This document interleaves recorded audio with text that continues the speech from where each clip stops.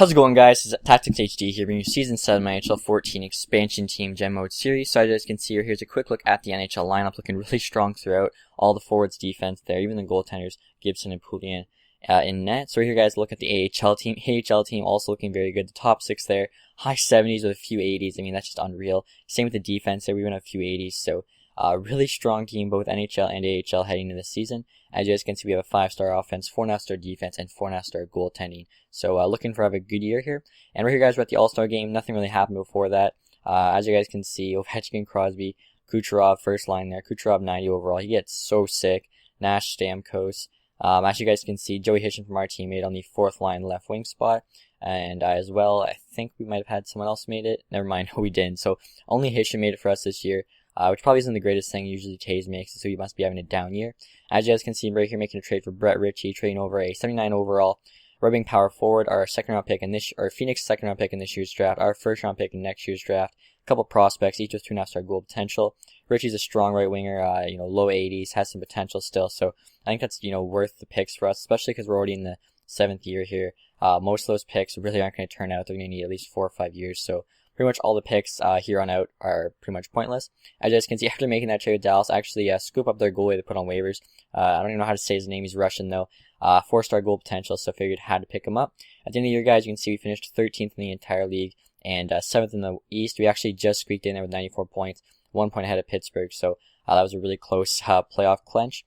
Right here, guys, they look at our stats in the NHL season. As you guys can see, Joey Hisham was actually our leading scorer, 58 points in 82 games. Taves right behind with 57 and 82. So like I was saying, a bit of a down year for Taves. He usually has close to a point per game. David was hurt for a lot of the year. I think he was hurt for a little over 30 games, so that definitely didn't help us. If Taves played better, McDavid wasn't injured, definitely would have had an even better year.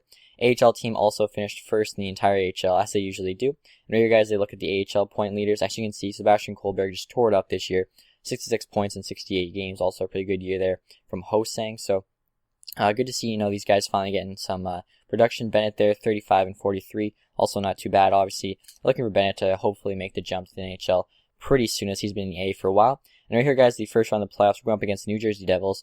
And as you guys can see, we're 1-1 here, heading into the third game. So looking to, and as you guys can see, we actually win the third there and the fourth. So we have a 3-1 series lead. Unfortunately, we lose that 5th game there, making it 3-2. And then we actually lose the 6th, making it 3-3. So we had the 3-1 series lead. And as you guys can see in the 7th game there, they got the shutout there and beat us 3-0. So a bit of a collapse there from our team. Definitely probably should have won that one. But what are you going to do when you simulate it? Sometimes weird stuff happens. So anyway, guys, right here, I'm just adding up the lines. Even though I'm in the AHL, I don't know what I was doing. I'm not going to lie. But as you can see, our AHL team's now in the second round of the playoffs, going up against the Sharks here. So get a nice big win there, 6-2. Big win there against the Sharks in the first game. Second game here, guys, another big win, winning that one 3-1. So we got a 2-0 series lead heading into the third game. This is obviously our first away game. Another big win there, 8-1, just completely demolished them. So looking for the sweep here in this next game. And as you guys can see, they actually put up a fight, win that one 2-1 in overtime. So they definitely didn't want to get swept by us, but unfortunately for them, in the 5th game there, we get the 4-0 win. So going into the conference final here, guys, we're going up against the Albany. Is this Albany? I don't even know. The Devils AHL team. And obviously want to get some revenge here for the NHL team. We lost the Devils in the first round. Unfortunately, we lose that one big, 7-3. So had to come back now, but luckily we get a nice win there in the second game, winning at 3-0. And then right here, guys, you can see in the third game, we get another win there, 2-0. So now we have the lead in this series. Moving on to the 4th game, we get another win. So coming back from this one, we now have a 3-1 series lead, 1 game away from the AHL final. Unfortunately, get the win there. So this one's coming close. Right here, guys, this goes into overtime. And as you can see, we get that win in overtime, 4-3. So heading into the AHL final here against the Texas Stars. First game there, we won that one in overtime, 2-1. So big win there at home. Second game here, guys, again, looking for a win. Another overtime game. Won that one, 1-0. So this is a pretty close series so far. As you can see, we get destroyed on our first game away, 7-2. So now 2-1 series lead. 4th game there, though, we get the win. So now we have the 3-1 series lead, and we're looking for the AHL final. As you can see, I was leading this one 3-0, then 4-0. I wanted to jump in at the end to show us winning it all. Unfortunately, just it ended too quick. I was ending too fast. But as you can see, 4-1 win there, guys, in the 5th game to give us the Calder Cup. So a huge win there. And as you can see, the New Jersey Devils actually won the Stanley Cup. So the team we lost to ended up going on to win it all in the NHL. So that's not too bad, I guess. AHL team, of course, just just been destroying it for like the last 3 or 4 years here.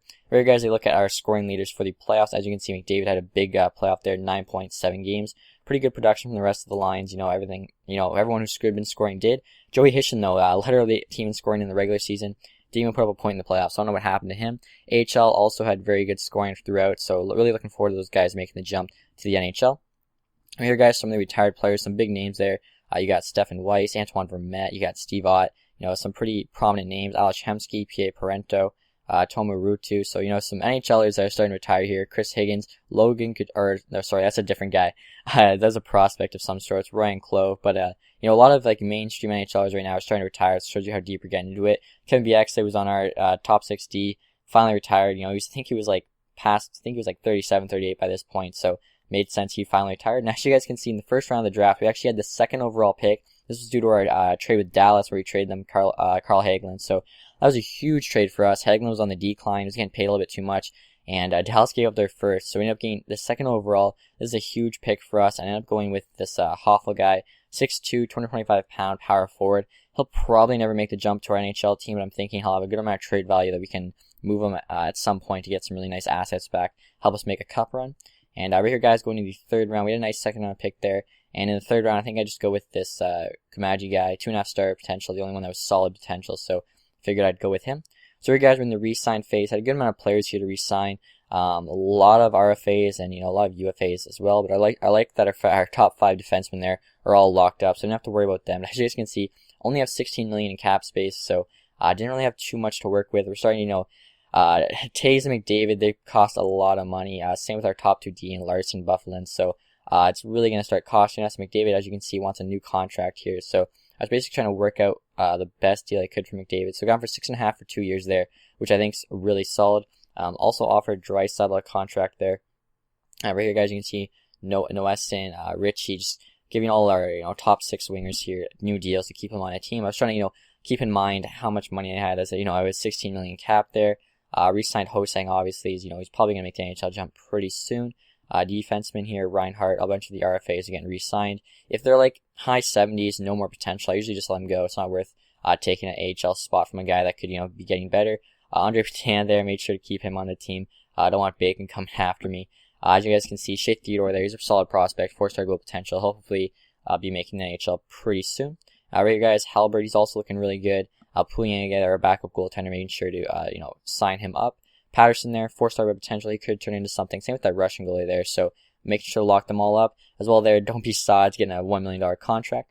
So here, guys, after I signed all of them, you guys can see, I actually didn't realize this, but Leon Draisaitl I gave a contract to, and either, I think he rejected our contract. I didn't realize he went to UFA, and I made him another contract, and he went to another team. So I was kind of upset, as he was like our first round pick at the very beginning of all of this. But what are you going to do? Also, guys, I traded Sebastian Kohlberg there for a second round pick.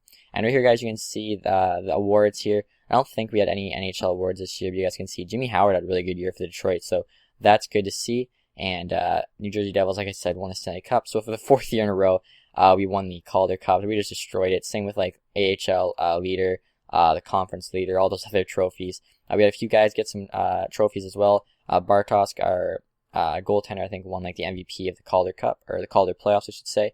So here, guys, we look at the NHL lineup. It's still looking pretty solid without Draisaitl. We got Saad there on the 4th line center. As well, Patterson, guys, our AHL goalie, got a huge boost, now 84 overall. So we have an 86-84 goalie tandem of Gibson and Patterson. So that's really looking good.